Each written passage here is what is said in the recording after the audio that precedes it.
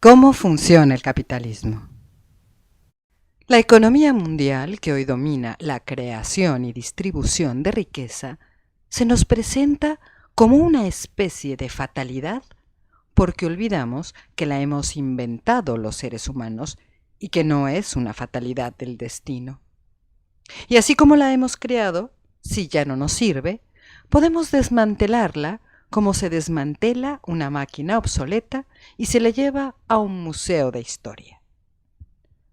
Aquellos convencidos de que estamos condenados y que nada se puede hacer, mejor será que no pierdan su tiempo viendo este video. Los que creen en la inteligencia y voluntad del ser humano para mejorar sus condiciones de vida, bienvenidos. El primer paso es entender cómo funciona el capitalismo. Para ello empezaremos por uno de sus actores principales, el dinero. Todos estamos de acuerdo en que el dinero es una medida para intercambiar bienes y servicios. Pero, ¿qué es lo que mide el dinero? Remontémonos un poco en el tiempo. Durante la Edad Media, los siervos, los campesinos del señor feudal, producían un excedente para éste, mientras que el producto restante era para el propio consumo del siervo, y sólo si obtenía algún excedente lo intercambiaba por otros productos en el mercado local. Pero las cosas evolucionaron y muchos campesinos salieron de los feudos y se sumaron a los artesanos que más tarde convirtieron su taller artesanal en pequeñas fábricas con obreros que trabajaban para ellos. Al mismo tiempo, los propios señores feudales encontraron una salida muy redituable a sus excedentes de riqueza y crearon fábricas y talleres de todo tipo. Las mercancías fueron desde entonces creadas expresamente para la venta y encontraron en el mercado más mercancías por las cuales intercambiarlas. El dinero que ya existía en la antigüedad se utilizó para facilitar el intercambio, pues si hoy quiero vender pan y quien quiere comprar mi pan es el sastre, pero yo no quiero ninguna camisa, necesitamos una mercancía equivalente a ambas, a la cual denominamos dinero. Pero este dinero en nada cambia el hecho de que pan y camisas puedan intercambiarse. Pero entonces, ¿qué es lo que las hace equivalentes? ¿Qué tienen en común ambas mercancías para poder intercambiarse? ¿Qué mide el dinero? Pongamos un ejemplo. Yo, el pescador de mi pueblo, solo a la orilla del mar, pesco en 12 horas 12 pescados diariamente, a un pescado por hora en promedio. Los peces no me cuestan nada, están en el mar y los pesco con una caña que yo mismo hice. Mi vecino, el leñador, corta 4 cargas de madera en 12 horas, una carga cada 3 horas, con un hacha que él mismo fabricó. Un día tuve ganas de encender el hogar y mi vecino tenía ganas de comer pescado. Así que nos sentamos tranquilamente a pensar cómo intercambiar nuestros productos de manera correcta. No puedo sumar manzanas y peras a menos que tengan algo en común. ¿Pero qué tienen en común pescados y leña? Ambos nos miramos asombrados y encontramos que lo único común entre mis pescados y su leña era la cantidad de trabajo que ambos habíamos puesto en pescar y cortar. El trabajo es lo que había convertido al pez en pescado y al árbol en leña. Pero él decía que su trabajo era mejor que el mío y yo respondía que no era así. Seguimos discutiendo hasta que el leñador me preguntó: vamos a ver, ¿cuánto tiempo te llevó pescar esos pescados? Pues 1 hora cada uno, respondí. ¿Lo ves?, me dijo. A mí me tomó 3 horas cortar una carga de leña. Ahí está la respuesta, dije entusiasmado. El tiempo de trabajo que a ambos nos tomó obtener nuestros productos es nuestro equivalente común. Yo le di 3 pescados por una carga de su leña, la cantidad de pescado y leña que a cada uno nos había tomado 3 horas de trabajo obtener. Así nos hemos puesto de acuerdo todos en el pueblo y ahora sabemos cómo intercambiar nuestras mercancías. ¿Cómo calcular el valor de una mercancía? Lo mismo pasa conmigo, el ebanista. Yo fabrico una silla en 12 horas utilizando como materia prima 2 cargas de madera que compró al leñador. Pero ¿cómo puedo calcular el valor de mi silla para intercambiarla en el mercado? Muy sencillo. En materia prima para hacer la silla utilicé 2 cargas de madera o lo que es lo mismo, 6 horas de trabajo del leñador, a las que se suman las 12 horas que yo trabajé para fabricar la silla, lo cual dan un total de 18 horas de trabajo. Por lo tanto, deberé intercambiar mi silla por algo que contenga 18 horas de trabajo. Si alguno de los fabricantes de mercancías quiere pasarse de listo y vender más caro, engañar a su clientela diciendo que lo suyo lleva más horas de trabajo, su competidor ganará a ese cliente, pues lo venderá a su justo valor. De esa manera se regula la compra y venta de mercancías. El dinero. Como no siempre el pescador quiere leña y el ebanista pescado, nos hemos puesto de acuerdo todos en el pueblo para que una mercancía específica sirva como medida del tiempo de trabajo general y podamos consumir de todo. Hemos decidido que sea el oro, que se extrae de nuestra mina a 12 onzas en promedio durante cada jornada de trabajo de 12 horas del minero. Así, cada onza de oro corresponde a 1 hora de trabajo. Podríamos utilizar como dinero arroz, por ejemplo, que el agricultor cosecha a razón de 2 sacos por hora, pero tendríamos que cargar carros de este para intercambiar las mercancías y no sería práctico. Precio de la fuerza de trabajo. Ahora vendo tan bien mis sillas que he podido ahorrar de mis horas de trabajo el suficiente dinero para usarlo como capital y ampliar mi producción. Así que salgo al mercado de trabajo en busca de un trabajador. En el pueblo hay muchos hombres que no tienen medios para iniciar su propia producción, pero tienen una mercancía que vender: su fuerza de trabajo. El pago mínimo que el obrero acepta por vender su fuerza de trabajo es la cantidad de dinero necesario para sobrevivir. Y esto es lo máximo que yo estoy dispuesto a pagar por el momento. En nuestro pueblo, la suma de alimento y bienes para la sobrevivencia diaria se compra con 6 onzas de oro, el equivalente a 6 horas de trabajo, y por esa cantidad hago trabajar a mi obrero durante las mismas 12 horas que yo trabajaba. Inversión y ganancia. ¿Cuánto gano ahora que he invertido mi capital y no trabajo ya en la silla? Veamos. Vendo la silla por las mismas 18 onzas de oro de antes, pues en el mercado a nadie le importa quién hace la silla, si el obrero o yo. A estas 18 le resto mi inversión, 12, 6 en materias primas y 6 en salarios, lo que me da una ganancia de 6 onzas de oro libres de polvo y paja para mí. ¿Pero de dónde salió mi ganancia? Veamos. En materia prima, utilizo la misma cantidad de madera que cuando yo la hacía, pues es la misma silla. Así que ahí no he ahorrado nada y por tanto no está la fuente de mi ganancia. Así que debo analizar el otro componente de mi producción, el trabajo.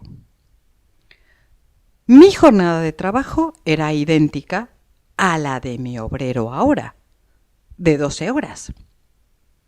Cuando yo fabricaba la silla, conservaba íntegras para mí el producto de mis 12 horas de trabajo, o sea, 12 onzas de oro. Ahora, a mi obrero, por la misma jornada de 12 horas, no le pago 12, sino 6, la mitad, el 50%.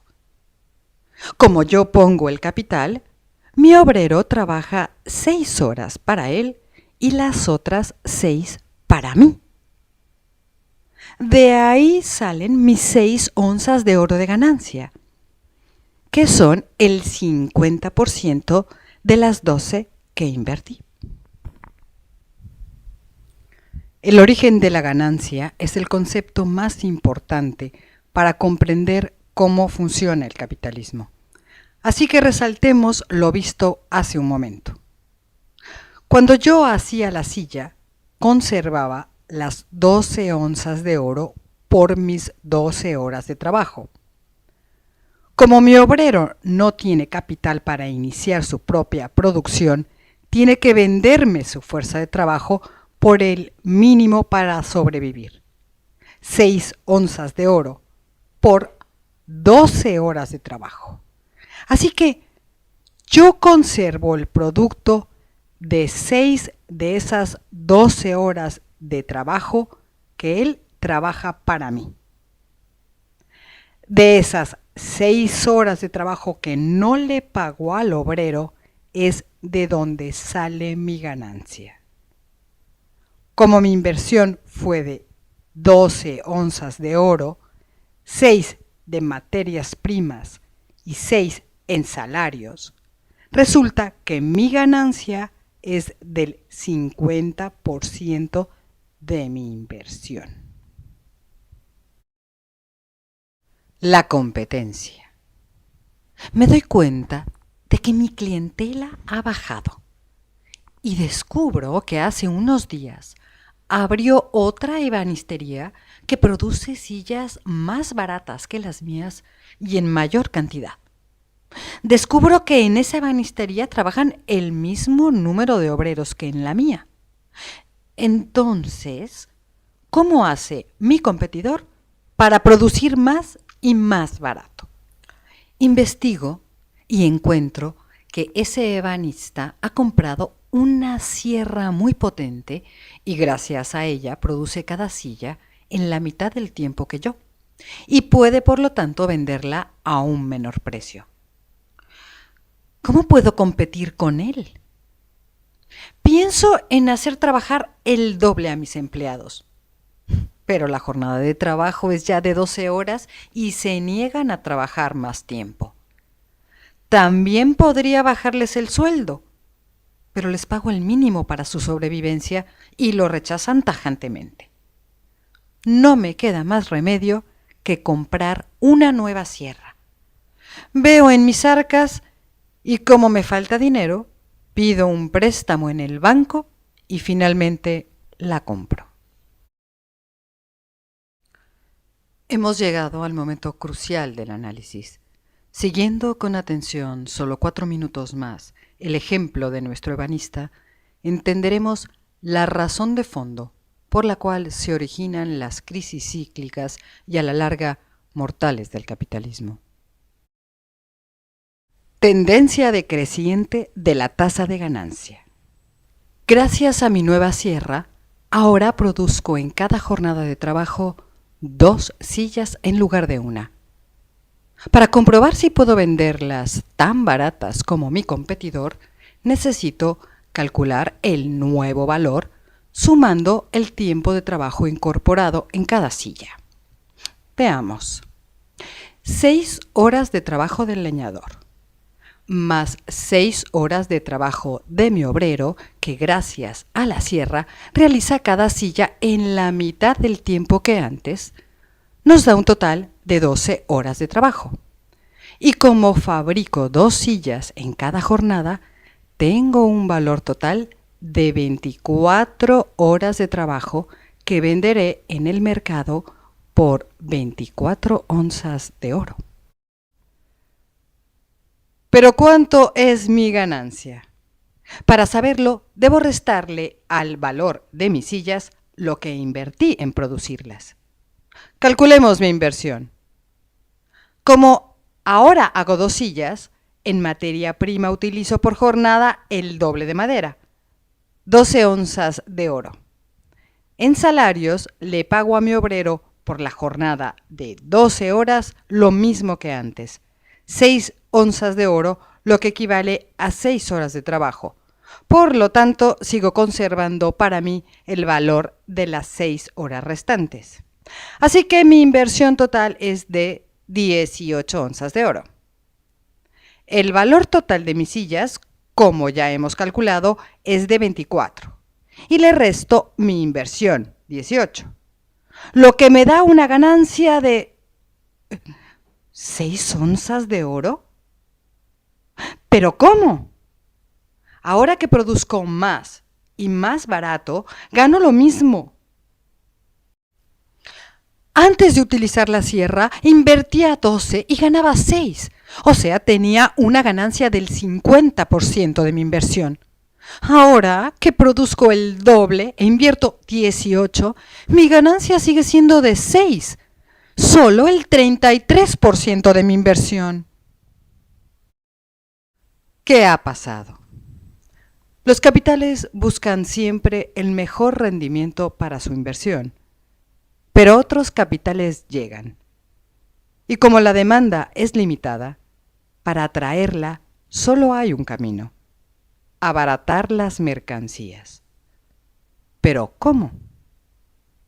Reduciendo el valor de cada mercancía, lo que implica invariablemente reducir el tiempo de trabajo incorporado en cada una, pues sólo así se produce más en menos tiempo.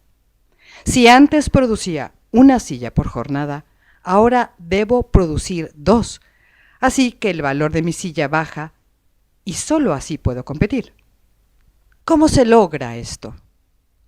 Primero, hay 2 formas: hacer rendir más al obrero o reducir su salario. Pero estas 2 modalidades tienen un límite natural: las horas que el obrero puede trabajar al día y el sueldo mínimo para su subsistencia. Además de que el valor de la fuerza de trabajo, como cualquier mercancía, se determina socialmente. Entonces, los capitales desarrollan una tercera modalidad: incorporar mejoras tecnológicas para producir más en menos tiempo y así abaratar las mercancías.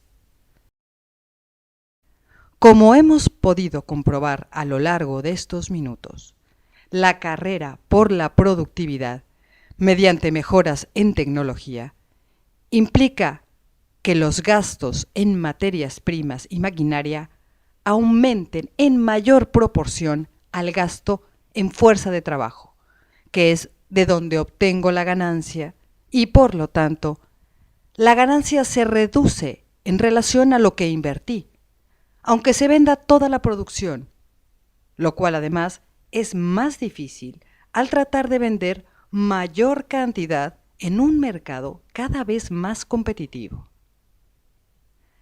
Al extrapolar el ejemplo de nuestro ebanista a la economía global, comprendemos dónde radica el germen de la crisis capitalista.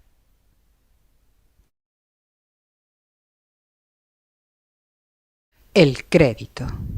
El crédito es el único expansor de demanda de mercancías cuando la sociedad produce una cantidad superior a las necesidades o a la capacidad de compra de la población. ¿Pero qué es exactamente una deuda con el banco? Es la promesa de pago de una cantidad de nuestro salario futuro, o sea, una cantidad de nuestras horas de trabajo cuando las hayamos trabajado y cobrado, o parte de la ganancia si es el capitalista quien lo pide. Aún así, horas laboradas por los trabajadores. Una cantidad a la que además se le sumarán intereses. Como ya sabemos, la producción sigue su carrera con nuevos adelantos tecnológicos y ahora, para ganar lo mismo, debo producir más cantidad que antes. La entrada de nuevas tecnologías y el consecuente incremento en la cantidad de mercancías tiende a imperar en el conjunto de la economía, pero la cantidad de trabajadores empleados no se expande en la misma proporción. Más aún, la entrada de nueva tecnología ralentiza su contratación o reemplaza a gran número de trabajadores.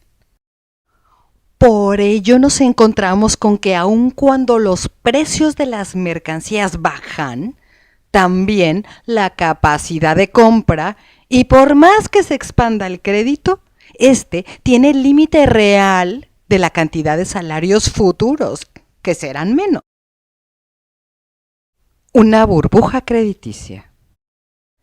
La sociedad está ya endeudada y no compra a pesar de los bajos precios.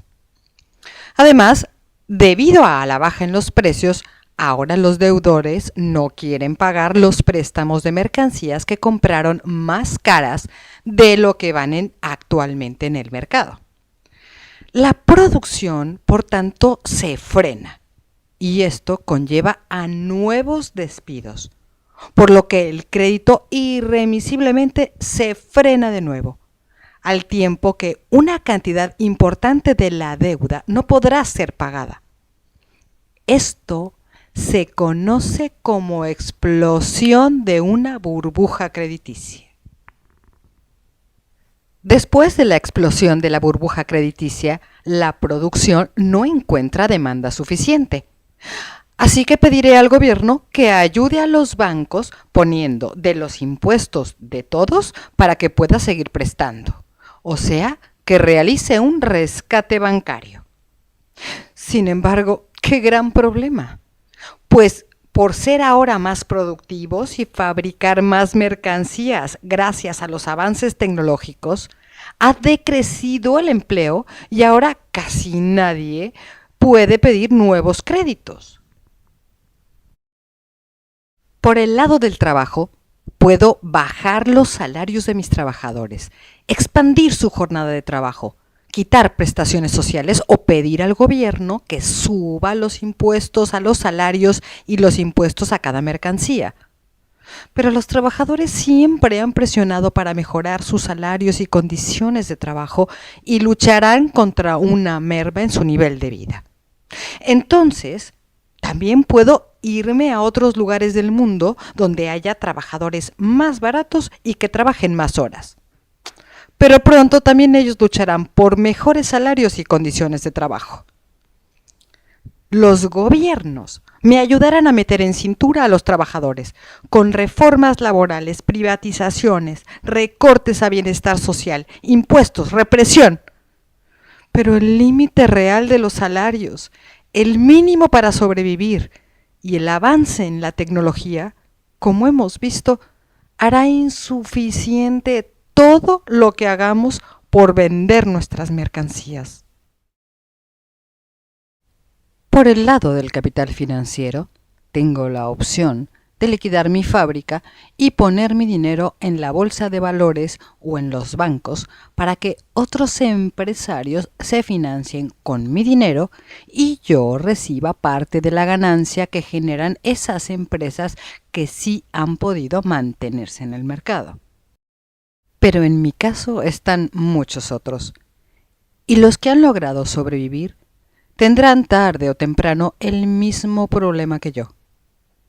El círculo se irá estrechando, las ganancias se reducirán y lo que creíamos que íbamos a ganar en la bolsa y los bancos irá mermando y se concentrará cada vez en menos manos.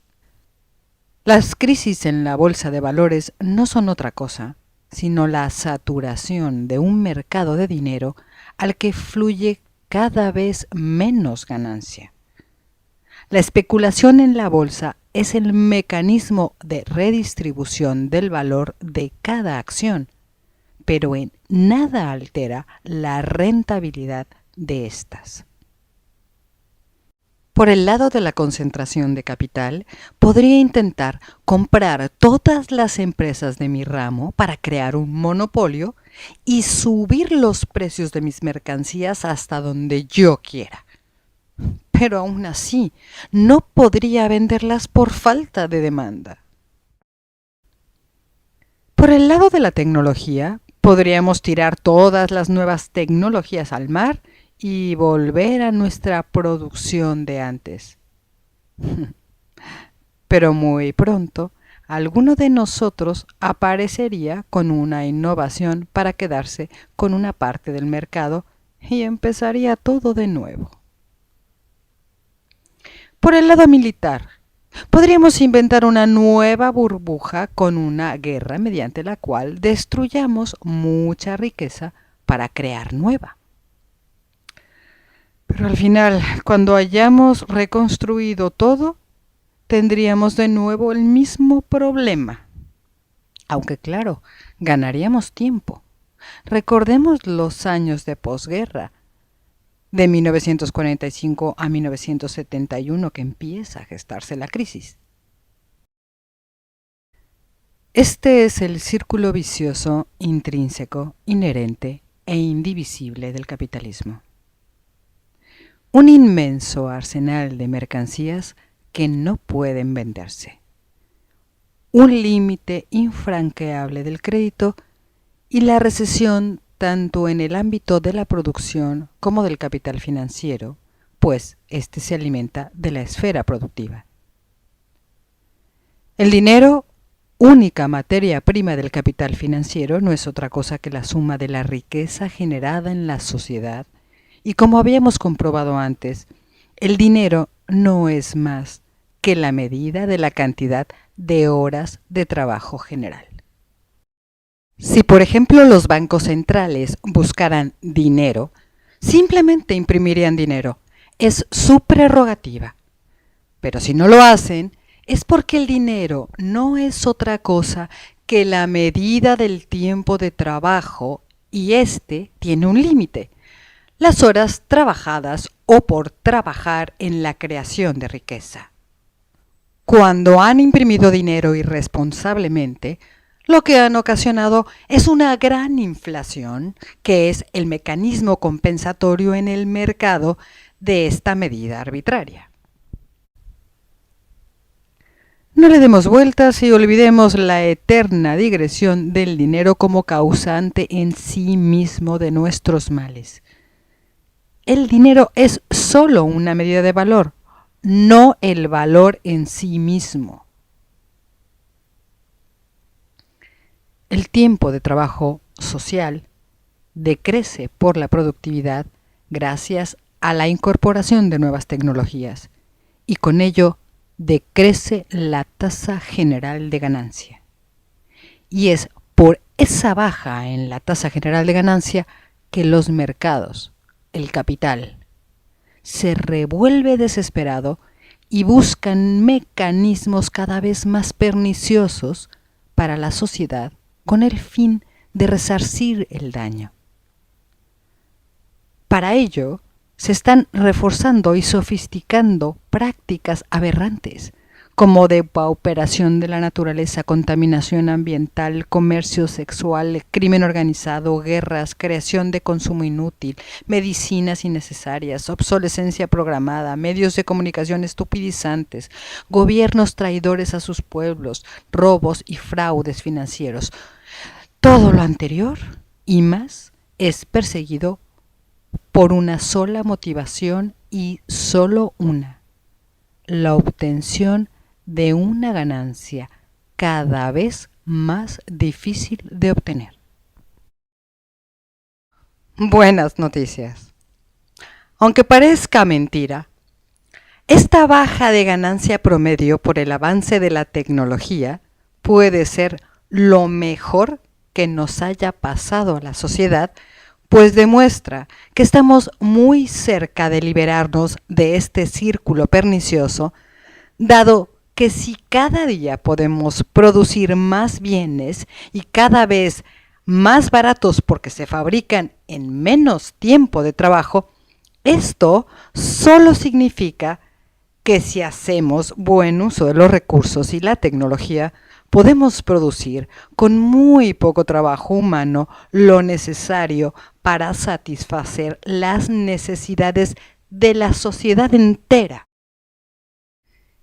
Y hoy, por primera vez en la historia de la humanidad, esto es perfectamente posible. Veamos con calma el panorama y entenderemos por qué salir de este modo de producir y distribuir la riqueza es ya hoy una realidad. Primero observemos lo siguiente. En el planeta, gracias a la naturaleza y a la fuerza creadora del hombre que ha desarrollado las nuevas tecnologías, existe hoy la capacidad de alimentar, dar techo, abrigo y bienestar general a los casi 7.000 millones de seres humanos. Y si no me creen, volteen a ver el inmenso arsenal de mercancías en el mercado, la cantidad de alimentos que se tiran al mar por falta de demanda, la cantidad ingente de casas y edificios deshabitados en todas las ciudades y pueblos, la inmensa cantidad de hombres y mujeres deseosos de trabajar y participar en la vida productiva, la cantidad descomunal de profesionales desempleados, los miles de descubrimientos archivados por no desechar del mercado los existentes. La riqueza material y humana está ahora mismo detenida, subutilizada y ociosa, solo porque nos hemos organizado de una manera que hoy nos está ahogando. Este sistema económico, aunque injusto siempre, fue motor del desarrollo humano, pero en estos momentos lo está deteniendo. Y si no, ¿por qué vivimos en una crisis desde el 2007 si no ha habido una pandemia, ni un desastre natural, ni una guerra mundial? Porque es el capitalismo el que está en crisis, no los seres humanos o la naturaleza. ¿Qué nos está limitando entonces la posibilidad de deshacernos del capitalismo? Muchos me dirán que debemos pedirle al capital que no sea tan ambicioso, que no busque incrementar sus ganancias. Pero eso es pedirle al capital que deje de ser lo que es, que se suicide. Tampoco podemos pedirle a los trabajadores que no busquen mejores salarios y condiciones de trabajo, pues sería pedir que se dejen morir. Lo importante es ver lo que sí es posible. Esto es, producir de la manera en que el propio desarrollo nos está indicando. Podemos producir bienes en abundancia, tantos como necesitamos, y con cada vez menos inversión de trabajo humano repetitivo y esclavizante que nadie quiere hacer. Es la realidad, y no alguna ideología, la que nos está marcando el camino. Pues ya solo tenemos dos opciones: o dejar que el sistema se descomponga aún más con el costo infinito de sufrimiento y vidas humanas, o tomar de la mano el desarrollo y hacer uso de él para el beneficio de todos. Claro que los que todavía tienen algo que perder se resistirán violentamente, pero cada vez son menos, y como hemos visto, la esperanza de que este panorama se revierta es nula. Los que tienen algo que perder buscan convencernos por todos los medios de que el ser humano está dominado por la ambición personal y que nuestra voluntad solo obedece al dinero. Sí, somos muchos los ambiciosos, pero de una vida mejor, y podríamos romper con el paradigma actual haciendo uso de la inteligencia, dando la espalda a lo que ya no sirve y organizando la producción de una manera diferente. Para ello debemos optimizar los recursos, cooperar y planear de acuerdo a nuestras necesidades, preferencias y posibilidades. ¿Que cómo será esa nueva sociedad? Eso nadie puede saberlo, pues no tenemos una bola de cristal. Solo sabemos lo que tenemos frente a nosotros, la posibilidad real, objetiva y comprobable de organizar la sociedad en base a la tecnología y la cooperación, y no el dinero y la ganancia. ¿Que será muy difícil? ¿No lo es vivir sin esperanza de una vida sostenible y digna? ¿No estamos dispuestos a cooperar para beneficiarnos todos? Coordinarnos nunca ha sido tan fácil como hoy gracias al Internet. Participar en las discusiones y decisiones de la vida comunitaria, lo mismo. ¿Tenemos que seguir dependiendo de una entidad que nos dicte lo que tenemos que hacer? ¿Un patrón, un gobierno, una iglesia, un banco? ¿No es el momento de ser mayores de edad como sociedad? Si pensamos que solo el mercado puede controlar nuestras vidas, pues entonces no hay nada que hacer.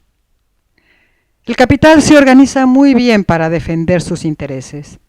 ¿No es momento de hacer lo mismo con nuestros intereses?